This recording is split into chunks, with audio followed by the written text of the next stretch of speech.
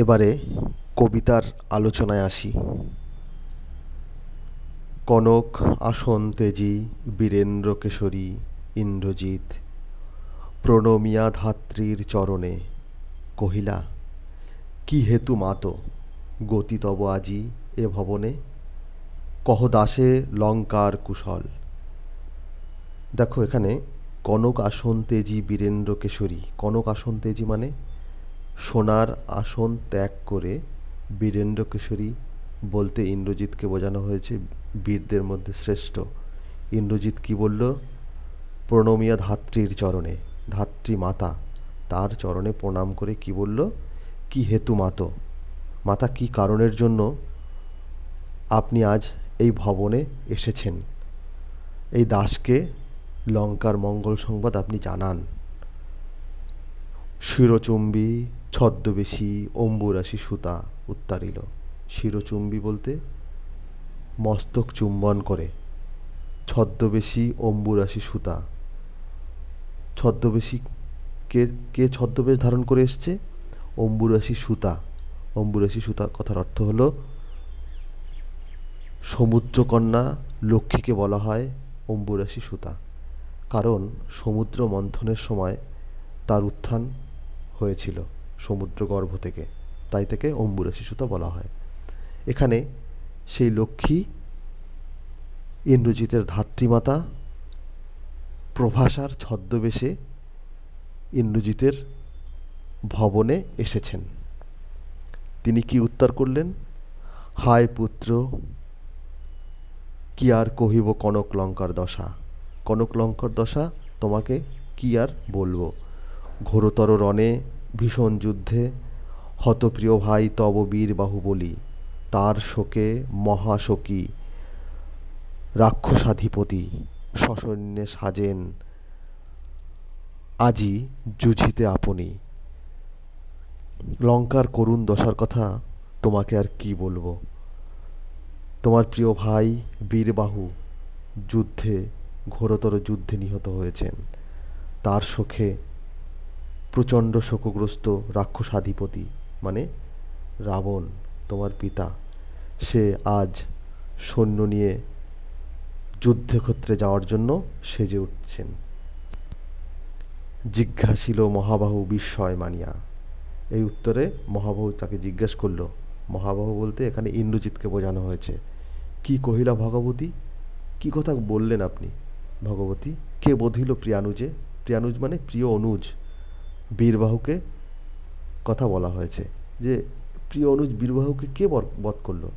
নিসারণে সংহারিনু আমি রঘুবরে। নিসারণে বলতে রাত্রিকালীন যুদ্ধে আমি সংহার করেছি রঘুবরে, মানে রঘুর শ্রেষ্ঠ রামচন্দ্রের কথা বলা হয়েছে। খণ্ড খণ্ড করিয়া কাটিনু বরশি প্রচণ্ড সরশৈর দলে। যেভাবে বৃষ্টি পড়ে সেইভাবে স্বর নিক্ষেপ করে বৈরী দল মানে শত্রু দলকে আমি খণ্ড খণ্ড করে কেটেছি। তবে এ বারতা, তবে এই সংবাদ, এ অদ্ভুত বারতা, অদ্ভুত সংবাদ জননী কোথা পাইলে তুমি, শীঘ্র কহ দাসে। দাসে, কোথা তুমি এরকম অদ্ভুত সংবাদ শুনতে পেরেছ, আমাকে এই দাসকে তা বলো। রত্নাকর রত্নোত্তমা ইন্দিরা সুন্দরী উত্তরিল। রত্নাকর রত্নোত্তমা বলতে সমুদ্রের সর্বশ্রেষ্ঠ রত্ন লক্ষ্মীকে বলা হয়েছে। ইন্দিরা সুন্দরী বলতেও লক্ষ্মী। সেই লক্ষ্মী বলল, হায় পুত্র মানবী মানব সীতাপতি। হায় আমার পুত্র মায়াবী মানব সীতাপতি। সীতাপতি মায়াবী, ছল জানে সে। সীতাপতি বলতে সীতার পতি মানে রামচন্দ্রর কথা বলা হয়েছে। তব স্বরে মরিয়া বাঁচিল, তুমি যে তাকে স্বর মেরে বা বাণ মেরে তাকে মেরেছিলে, সে আবার মরে বেঁচে উঠেছে। যাও তুমি তরাকই, তুমি শীঘ্র যাও। রক্ষকুল মান, রাক্ষসকুলের মান রক্ষা করো এ কাল সমরে, এই যুদ্ধে। রক্ষ চূড়ামণি, তুমি রক্ষা করো। ছিরিলা কুসুমদাম রোষে মহাবলী মেঘনাদ। মহাক্রোধে কুসুমদাম ছিঁড়ে ফেললো। কুসুমদান বলতে ফুলের গুচ্ছকে বোঝানো হয়েছে। ফেলাইল কনক বলয়, ফেলে দিল সোনার বলয় বা সোনার বালা। দূরে। পদতলে পড়ি শোভিল কুণ্ডল, পদতলে পড়ে আছে সোনার দুল বা আভরণ, যথা অশোকের ফুল অশোকের তলে আভাময়, যেমন অশোকের ফুল অশোকের তলে পড়ে থাকে। ধিক মোড়ে। কহিলা গম্ভীরে কুমার। নিজেকে ধিক্কার জানিয়েছে এখানে ইন্দ্রজিৎ। হা ধিক মোড়ে। নিজেকে ধিক্কার জানিয়েছে। বৈরীদল বেড়ে স্বর্ণলঙ্কা। শত্রুদল, বৈরীদল বলতে শত্রুদল সোনার লঙ্কায় আক্রমণ করেছে, হেথা আমি বামাদল মাঝে, আর এখানে আমি নারী দল বেষ্টিত হয়ে এখানে আমোদ প্রমোদে ব্যস্ত আছি। বামাদল বলতে নারী দল বোঝানো হয়েছে। এই কি সাজে আমারে দশানন আত্মজ। আমি দশানন আত্মজ মানে, দশানন মানে রাবণকে বোঝানো হয়েছে। দশ আনন যার, রাবণের 10টা মস্তক ছিল বলে তাকে দশানন বলা হয়। দশানন আত্মজ বলতে দশাননের পুত্র ইন্দ্রজিৎ।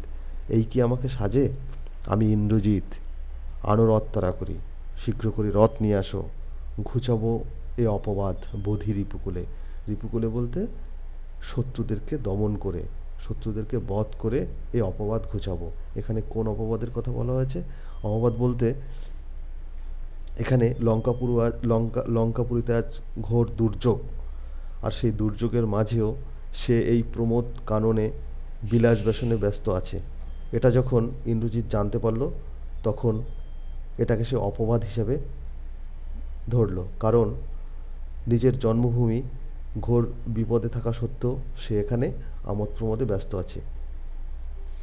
সাজিলা রথীন্দ্র সব বীর আভরণে। রথীন্দ্র সব বলতে রথীদের মধ্যে শ্রেষ্ঠ। এখানে ইন্দ্রজিতের কথা বলা হয়েছে। বীর আভরণে, বীরের অলঙ্কারে সে সেজে উঠেছে। হৈমবতী সুত যথা নাসিতে তারক মহাসুরে। হৈমবতী সুত মানে, হৈমবতী বলতে দুর্গা, সুত মানে দুর্গার পুত্র। এখানে কার্তিকের কথা বলা হয়েছে। কার্তিক নাসিতে মানে তারক, তারকাসুরকে বধ করার জন্য কার্তিক যেভাবে সেজেছিল, কিংবা যথা বৃহন্নলা কিরীটী।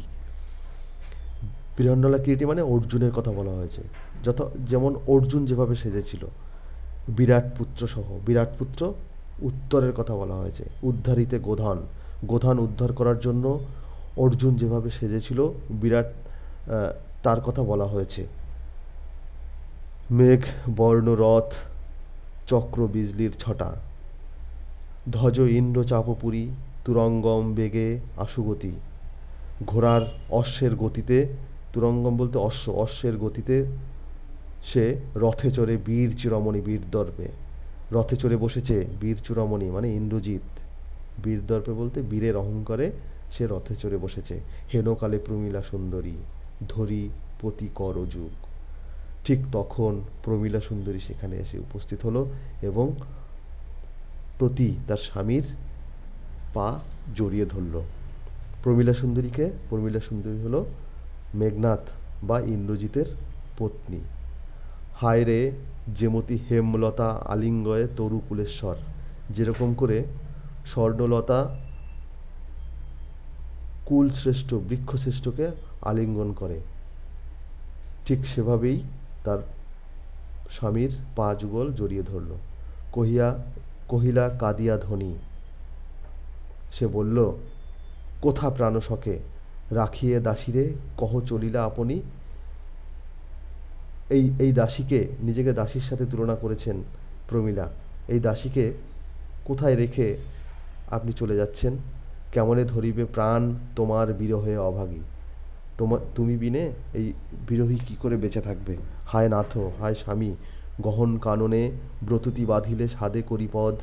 ব্রততী মানে লতা যদি বেঁধে রাখা হয় হাতির পায়ে, করিপদ বলতে হাতির পা, যদি তার রঙ্গরসে মন না দিয়া, সেই রঙ্গরসে যদি মন না দিয়ে মাতঙ্গ যায় চলে, হাতি যদি চলে যায়, তবু তরে রাখে পদাশ্রয়ে যূথনাথ। যূথনাথ বলতে পশু পাখিদের মধ্যে শ্রেষ্ঠ হাতিকেই বোঝানো হয়েছে। তবু কি, তবুও কিন্তু সে তাকে পায়ের আশ্রয়ে রাখে, লতাকে পায়ের আশ্রয়ে রাখে যূথনাথ। তবে কেন তুমি গুণনিধি, গুণের আধার, তুমি কেন ত্যাজ কি কিঙ্করীরে আজি। তাহলে তুমি কেন, কিঙ্করী বলতে দাসী। প্রমীলা এখানে ইন্দ্রজিৎকে, নিজেকে ইন্দ্রজিতের দাসী হিসেবে বলেছেন, যে তাহলে এই দাসীকে কেন তুমি ত্যাগ করে চলে যাচ্ছ। হাসি উত্তরিলা মেঘনাদ। এই প্রশ্নের উত্তরে ইন্দ্রজিৎ হাসল এবং উত্তর করল, ইন্দ্রজিতে জিতি তুমি সতী, বেঁধেছ যে দৃঢ় বাঁধে, কে পারে খুলিতে সে বাঁধে। ইন্দ্রজিৎকে তুমি জিতে নিয়েছ, তুমি সতী নারী, যে প্রেমের দৃঢ় বাঁধনে তুমি আমাকে বেঁধেছ, সেই বাঁধন কেউ খুলতে পারবে না। তরায় আমি আসিব ফিরিয়া কল্যাণী, খুব শীঘ্রই আমি ফিরে আসিব, সমরে নাসি তোমার কল্যাণে রাঘবে, যুদ্ধ করে রাঘবকে বধ করে আমি আবার ফিরে আসব। বিদায় এবে দেহ বিধুমুখী, এবার আমাকে বিদায় দাও। উঠিল পবন পথে ঘোরতর রবে, রথবর হৈম পাখা বিস্তারিয়া যেন উড়িলা মৈনাক শৈল অম্বর উজিল।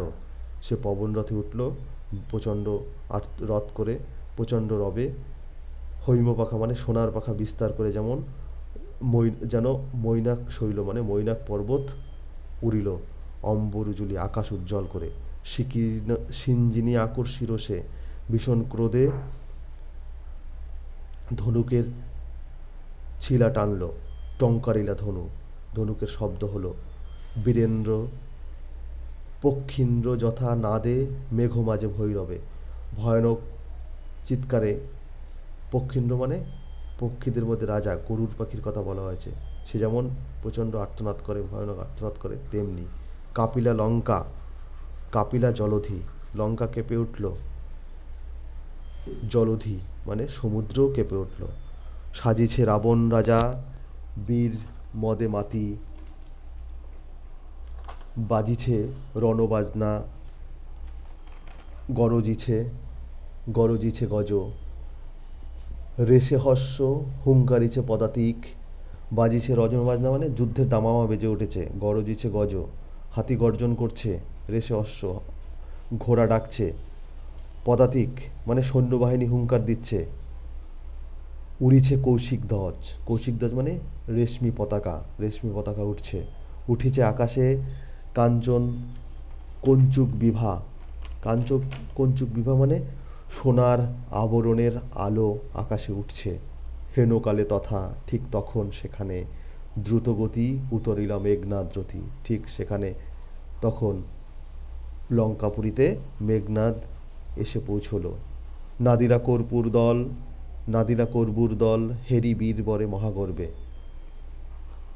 মেঘনাদকে দেখে কর্পূর দল বলতে রাক্ষস দল ভীষণভাবে উচ্ছ্বাস প্রকাশ করলো, তারা চিৎকার করলো। নমিপুত্র পিতার চরণে করজোরে কহিল, নমিপুত্র পিতার চরণে, পুত্র বলতে এখানে মেঘনাদকে বোঝানো হয়েছে, আর পিতা লঙ্কাধিপতি রাবণ। মেঘনাদ রাবণের চরণে প্রণাম করে করজোরে বলল, হে রক্ষকুলপতি, হে রাক্ষসকুলের পতি বা রাক্ষসকুলের স্বামী, শুনেছি মরিয়া নাকি বাঁচিয়াছে পুনরাঘব, শুনতে পেয়েছি মারা গিয়েও আবার জীবন ফিরে পেয়েছে রাঘব।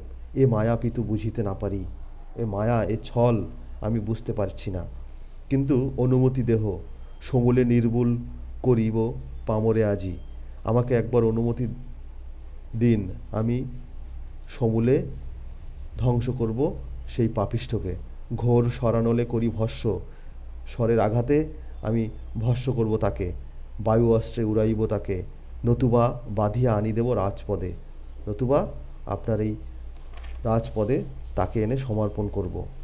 আলিঙ্গি কুমরী চুম্বি শির মৃদুস্বরে উত্তর করিলা তবে স্বর্ণ লঙ্কাপতি।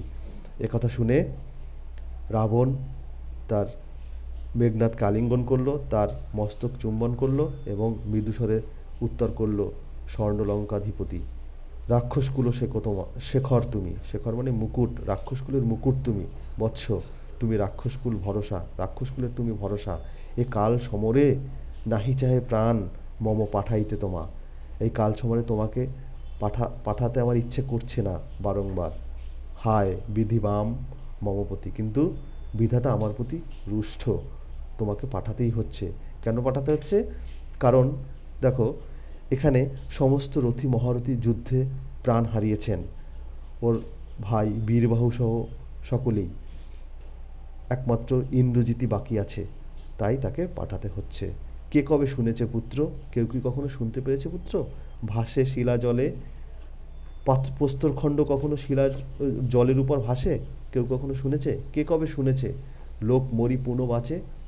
লোক মারা যাওয়ার পরও পুনরায় বেঁচে ওঠে, কেউ কখনো শুনেছে? উত্তরিলা বীর দর্পে অসুরারি রিপু।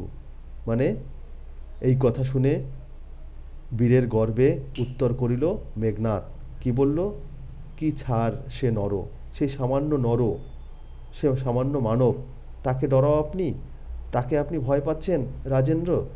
থাকিতে দাসে, এই দাস থাকতে যদি যাও রণে তুমি, যদি তুমি যুদ্ধ করতে যাও, তাহলে যদি তুমি যুদ্ধ করতে যাও এই দাস থাকতে, তুমি এ কলঙ্কপিত ঘুষিবে জগতে, তাহলে সেটা হবে কলঙ্ক। সারা পৃথিবী, সারা জগৎ আমাকে কলঙ্কিত নায়ক বলবে। পুত্র বেঁচে থাকতে পিতা যদি যুদ্ধক্ষেত্রে যায়, সেটা হবে আমার জন্য কলঙ্কিত একটা দিন। হাসিবে মেঘবাহন, মেঘবাহন বলতে দেবরাজ ইন্দ্রের কথা বলা হয়েছে। দেবরাজ ইন্দ্র এ কথা শুনে হাসবেন, রুষিবেন দেব অগ্নি, অগ্নিদেব রুষ্ট হবেন। দুইবার আমি হারানো রাঘবে, দুবার আমি রাঘবকে হারিয়েছি, আর একবার পিত, আর মাত্র একবার দেহ আজ্ঞা মরে, আমাকে অনুমতি দিন, দেখিব এবার বীর বাঁচে কি ঔষধে।